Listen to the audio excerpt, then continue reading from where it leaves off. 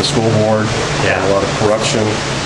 Just maybe your opinion on what you think about it, and what are the people in Tallahassee, the representatives, what do they usually, are they paying attention to local issues, or are they more involved in the Tallahassee? Well, I think the grand jury report from the Broward County School Board is, certainly one that everybody in the state should be paying attention to, and I think it goes to the heart of the issue of contractor corruption and corruption within state government or within local government.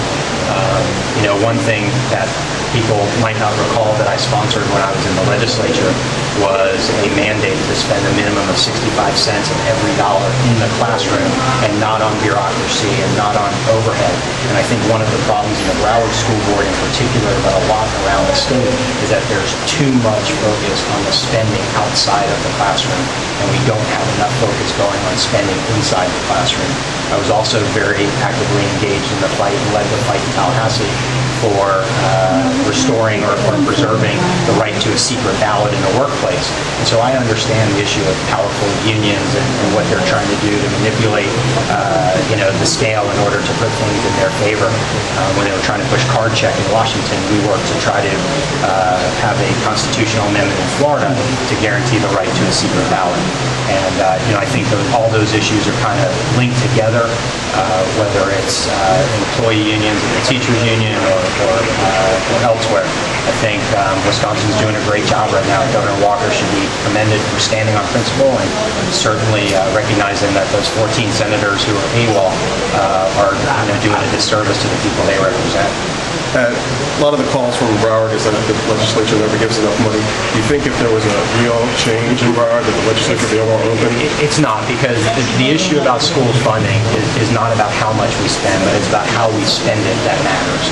If we put more money in the classroom for kids and teachers, we will be able to pay teachers more. We will be able to have more resources for kids.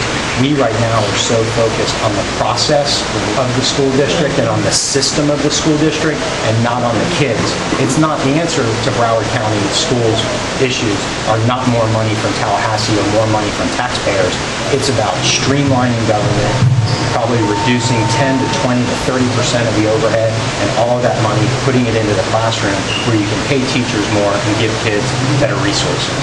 And going on to your other points, you talked about social issues, they still matter, and you talked about Sharia law. A lot of the candidates, even Republicans, are afraid to bring up those kind of topics. Tell us why you feel so comfortable. Because it's a real threat to our country, because it's a real threat to our world.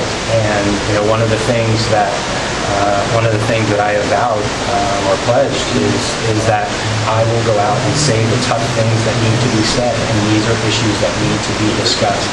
And regardless of the personal consequences, or regardless of the fact that people might not agree with me, I believe this is a conversation that we must have, whether it's regarding the threat of Sharia-compliant Islam, or whether it's the fact that we need to hold true to our foundational Judeo-Christian principles and values. And so I believe it's an important part of the dialogue. And Bill Nelson made his bread and butter appealing to northern Florida, trying to appeal as a very conservative type Democrat. Obviously, his record in sports really doesn't, back that up. What are you going to do to convince those voters who are so used to voting for Bill Nelson because he is a conservative? What are you going to do to Well, I think it's pretty clear today that Bill Nelson is out of touch with the people of Florida and out of touch with America. This is someone who voted for the stimulus and said it's helping create jobs and make our economy better. This is someone who voted for and refuses to repeal Obamacare, saying that this is what's going to be best for our country when it comes to health care. Bill Nelson's out of touch, and I think the fact that he's been able to disguise his liberal voting record with a moderate Southern accent, those days are numbered. Thank you so much. Appreciate it.